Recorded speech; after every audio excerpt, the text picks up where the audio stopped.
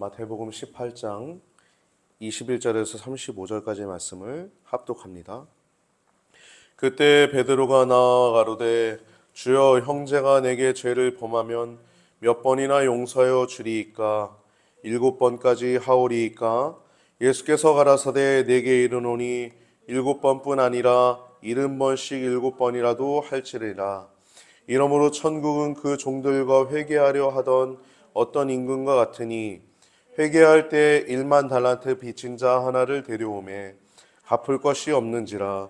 주인이 명하여 그 몸과 처와 자식들과 모든 소유를 다 팔아 갚게 하라 한데, 그 종이 엎드려 절하며 가로되 내게 참으소서, 다 갚으리이다 하거늘, 그 종의 주인이 불쌍히 여겨 놓아보내며 그 빚을 탕감하여 주었더니, 그 종이 나가서 제게 100데나리온 빚진 동관 하나를 만나 붙들어 목을 잡고 가로되 빚을 갚으라 하매, 그 동관이 엎드려 간구하여 가로되 나를 참아주소서, 갚으리이다 하되 허락하지 아니하고, 이에 가서 저가 빚을 갚도록 옥에 가두거늘, 그 동관들이 그것을 보고 심히 민망하여 주인에게 가서 그 일을 다 고하니, 이에 주인이 저를 불러다가 말하되 악한 종아, 네가 빌기에 내가 네 빚을 전부 탕감하여 주었거늘, 내가 너를 불쌍히 여김과 같이 너도 내 동관을 불쌍히 여김이 마땅치 아니하냐 하고,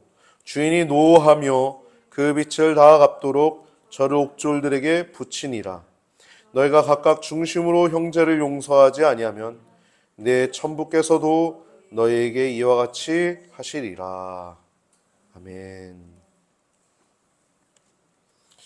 오늘 본문의 이야기는 1만 달란트를 탕감받은 성도라고 하는 제목을 가지고 나누고자 하는데, 오늘 본문에 나와 있는 이 사람, 1만 달란트 빚진 사람은 어떻게 됐을까요? 천국 갔을까요? 지옥 갔을까요? 답이 다 나와 있죠. 용서해 줬는데 자기는 용서 받은 만큼 친구에게 용서하지 않으니까 옥졸들에게 붙여서 감옥에 가두게 하죠. 그러면서 예수님이 더 한 말씀 붙이시는데, 이게 무서운 말씀이죠. 너희가 중심으로 형제를 용서하지 않으면 천부께서도 용서하지 않는다라고 결정을 짓고 있는 것입니다. 우리가 교회가 굉장히 많습니다. 우리 대한민국 하나님 축복하셔서 경제도 이렇게 부흥하고 크게 발전해서 고속도로도 빵빵 뚫려서 전 세계 어느 나라가 택배가 이렇게 온 나라가 없어요. 택배가 부산에서 제주도에서 딱 시키면 하루 만에 옵니다. 하루 만에. 다음 날 이튿날 도착해요. 어마어마한 거죠. 비행기도 어떻게 그 구조가 탁탁탁탁 해가지고 배에다 어떻게 실어가지고 탁탁탁탁 해가지고 그 시간을 탁탁탁 맞춰가지고 그거 어떻게 해나가는지, 한국인 대단한 거예요. 한국인들.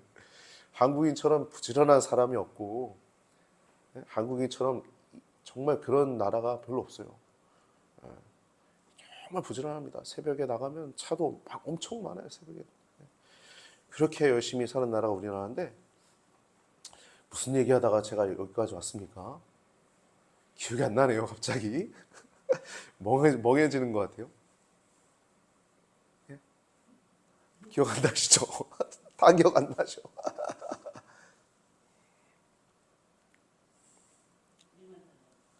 1만 달란트, 많은 성도들 축복했다. 교회 성도들이 많다. 이 얘기하다 여기까지 왔죠. 근데 이 사람이 구원 받았냐 못 받았냐 얘기할 때 예수님은 결정을 줘요. 구원 못 받았다. 여러분, 마리아 이야기 아시죠? 7귀신 나감이라고 하는 그 회복을 받은 후에 7귀신이 그를 사로잡고 있었잖아요. 근데 7귀신을 예수님이 쫓아내 주시니까 이제 새로운 삶이 된 거예요.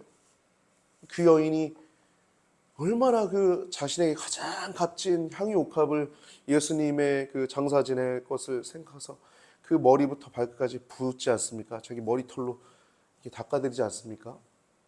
그래서 가룟 유다가 야, 이거를 좋은 일에 썼으면 좋았을 걸, 야, 낭비한다 얘기하니까 예수님이 너는 이 여자가 내 장사를 예비하는 것이다 그렇게 얘기하고, 많이 용서받은 자는, 포인트는 이거예요. 많이 용서받은 자는 많이 사랑하느니라, 이 말씀이거든요.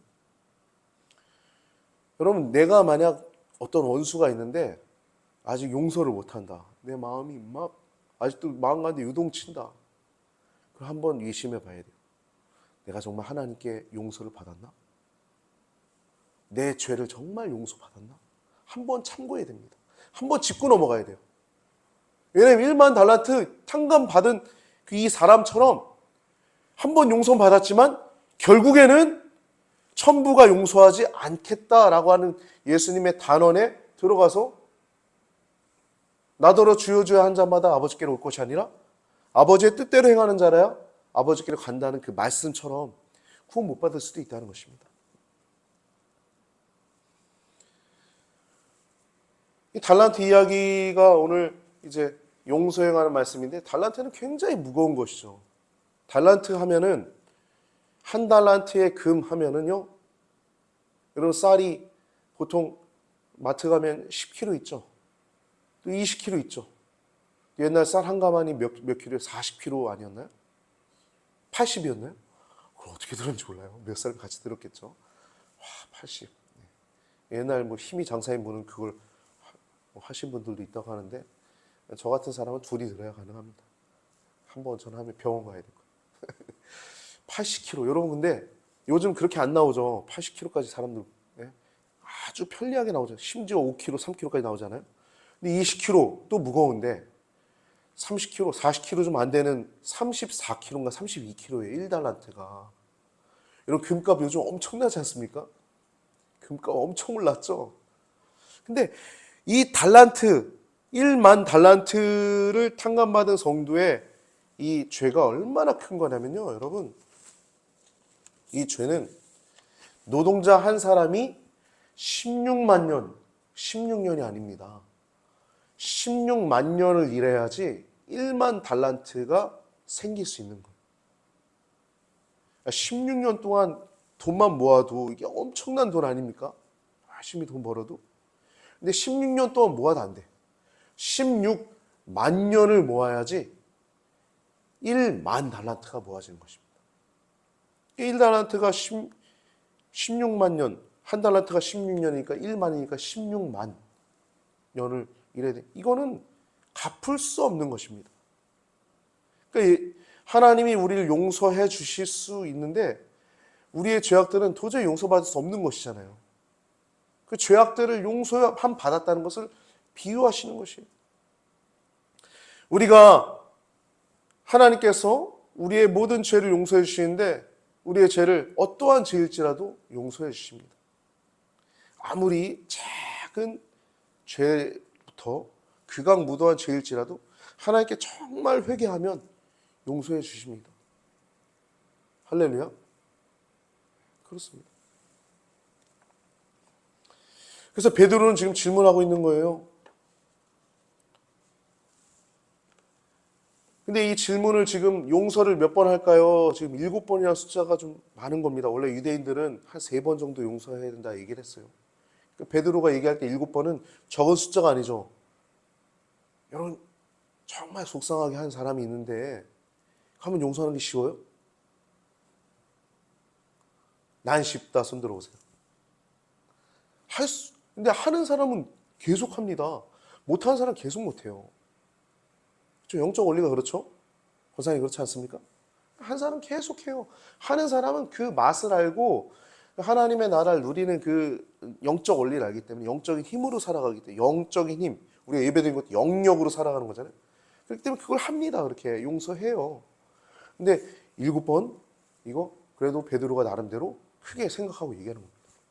근데 이 상황이 지금 어떤 상황이냐면 앞에 본문에 형제가 죄를 범했을 때 권고하는 방법, 교회의 권징을 얘기하는 거예요. 교회에도 권징이 있죠. 가서 그 사람과 상대해서 권고하고 들으면 그 형제를 얻는다. 그래서 한두 사람을 데리고 와서 안 들을 경우에 한두 사람을 데리고 가는 거예요. 나 혼자가 아니라 한두 사람을 데리고 와서 증인으로 같이 말했는데도 안 들어요. 그럼 교회에 말하고 교회가 이제 권고해도 안 들으면 이방인과 세리처럼 여기는, 이게 권징입니다. 권징. 근데 그러한 권징 속에서도 예수님의 그 사랑의 음성이 느껴지는 거죠. 아무리 죄를 저질러도 그걸 그냥 팽 하는 게 아니라 권고하고, 이래도 안 되면 두세 명 권고하고, 이래도 안 되면 교회에서 권고해서, 그래도 안 되면 이제 교회에서 이제 출교하는 거죠. 출교. 그 얘기를 들은 후에 이제 베드로가 묻는 거예요. 7번 정도 할까요? 그러니까 22절에 보면 70번씩 7번이라도 하라고 그럽니다. 곱하기 하면 70번 곱하기 7 하면 490번이죠. 490번 셀 거예요, 여러분. 계속 하라는 거예요. 끝까지 용서하라는 거예요. 한두 번 하면 이게 쉬워져요, 그 다음엔.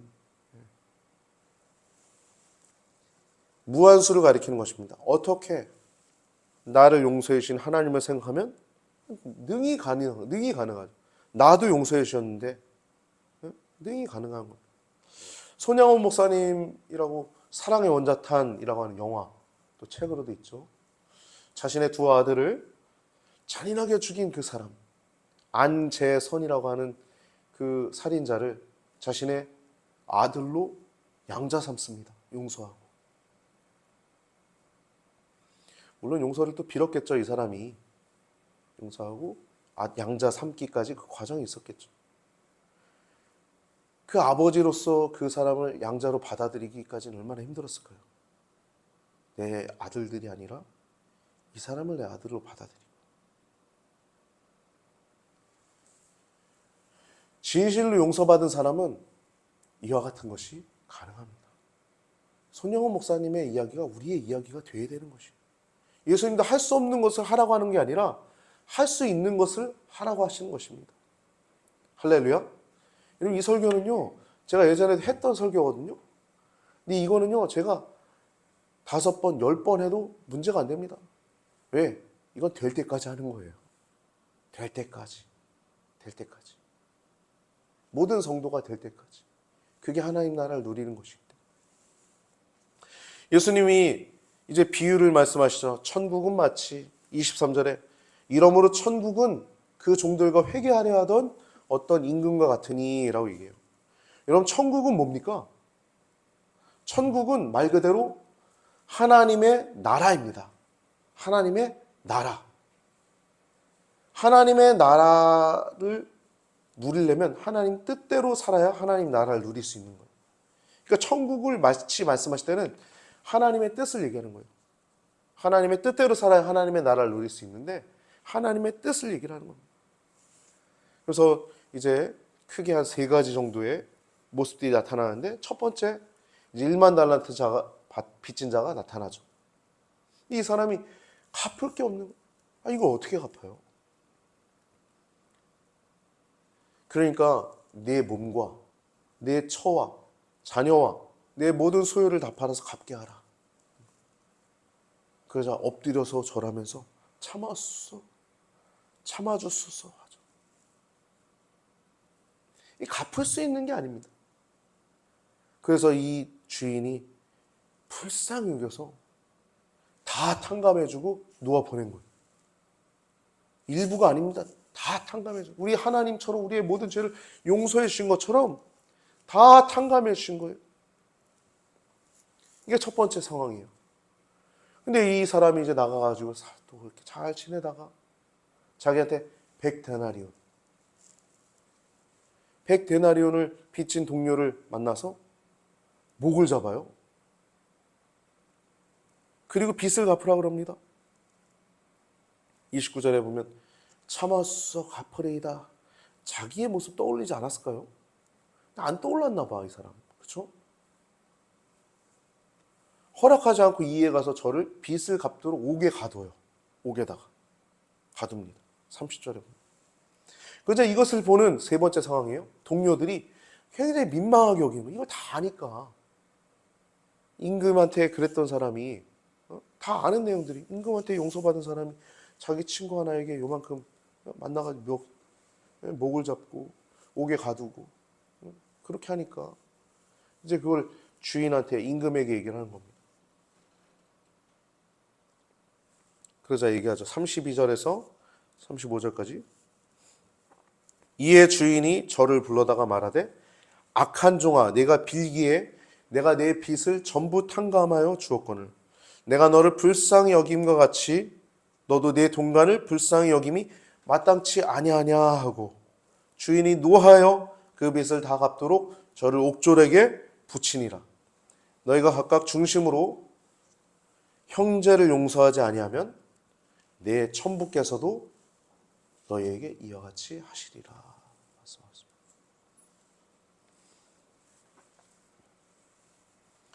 이 내용은 간단합니다. 하나님 사랑받은 자는, 그리고 용서받은 자는 타인을 용서해야 된다는 얘기입니다. 용서할 수 있어야 된다. 용서할 수 있어요.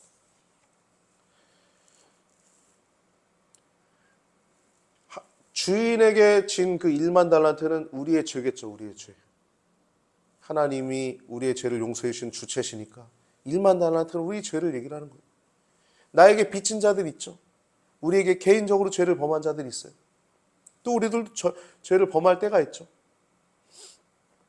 근데 형제가 아무리 내게 많은 죄를 내게 짓는다고 할지라도 용서를 해야 한다는 것이 오늘의 교훈입니다. 왜냐하면 하나님께서 우리를 용서하실 때 무조건적으로 용서하신 거예요. 우리나라 가사도 참 얼마나 잘 만들었어요. 우리나라 가사 중에 당신을 향한 나의 사랑은, 다 벌써 노래 아시는 분은 벌써 부르기도 전에 웃으셔. 무조건이야. 무조건이 조건이 없대요. 조건이. 하나님 사랑이 그렇지 않습니까? 우리가 정말 부족해요. 여전히 부족해요. 그래도 우리의 있는 모습 그대로 사랑해 주시고 기다려 주시고 안아 주시고 감당할 만한 힘 주시고, 그 사랑을 생각할 때 우리는 그 용서를 우리가 이웃에게 실천하지 않을 수가 없습니다. 우리도 교회고 우리 교회도 교회입니다. 그러니까 우리 교회는요, 용서받은 죄인들이 모여있는 곳이에요. 교회는. 우리가 지난주에 성령의 은사들과 사랑 나눴잖아요. 그래가지고 예언과 방언 나눴죠. 그 전에가 성령의 은사들과 사랑이었고, 성령의 은사들과 사랑을 보면 사람의 방언을 하고 천사의 말을 한다고 할지라도 사랑이 없으면 아무것도 아니에요. 또 예언하는 능이 있어서 모든 것을 비밀과 지식을 말한다 할지라도 사랑이 없으면 아무것도 아니고, 또 내가 있는 모든 것으로 구제하고 내 몸을 불사르게 내어줄지라도 사랑이 없으면 내가 아무 유익이 없느니라 말하고 있어요. 하나님은 사랑이십니다. 사랑이 없으면 아무것도 아니에요. 우리는요, 사랑으로만 교회를 세울 수 있는 것입니다. 오직 사랑으로만 교회를 세울 수 있는 것이에요. 교회 내에서도 사랑으로 행해야 합니다. 많은 은사들, 우리 성도님들 각각의 은사들을 많이들 갖고 있어요. 그 은사들을 가지고 하나님은 사랑하라고 그 은사들을 주신 것입니다. 사랑하기 위해서. 교회 밖에서도 우리가 살아가지 않습니까? 용서받은 죄인으로서 우리가 우리의 죄를 용서해 주신 하나님께 감사해서 이웃에게도 우리가 이와 같은 자세를 가져야 되는데, 산상수훈이죠. 마태복음 5장 43절에서 뒷부분을 보면 또 내 이웃을 사랑하고 원수를 미워하라 하였다는 것을 너희가 들었으나 나는 너희에게 이르노니 너희 원수를 사랑하며 너를 핍박하는 자를 위하여 기도하라 라고 말씀하고 있어요. 원수를 사랑하고 핍박하는 자를 위하여 기도하라는 것입니다. 여러분, 하나님의 나라는 여러분 안에 있습니다. 구원받은 성도는 그 하나님의 나라를 반드시 누리길 하나님 원하십니다. 용서는요, 그것의 가장 첫 걸음입니다. 여러분 마음 가운데 아직 용서하지 못한 사람 있습니까? 용서하시고 참된 자유함과 하나님의 나라를 누리시길 바랍니다.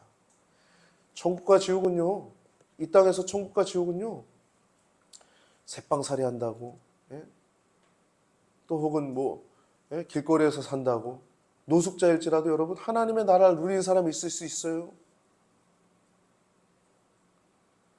우리가 어디에 있느냐가 중요한 게 아니라 하나님의 뜻에 순종하고 있느냐가 중요하다는 것을 기억하시고 하나님의 나라를 누릴 수 있는 1만 달란트 탕감받은 성도답게 살아갈 수 있는 여러분과 저의 삶이 되길 예수님의 이름으로 축복합니다.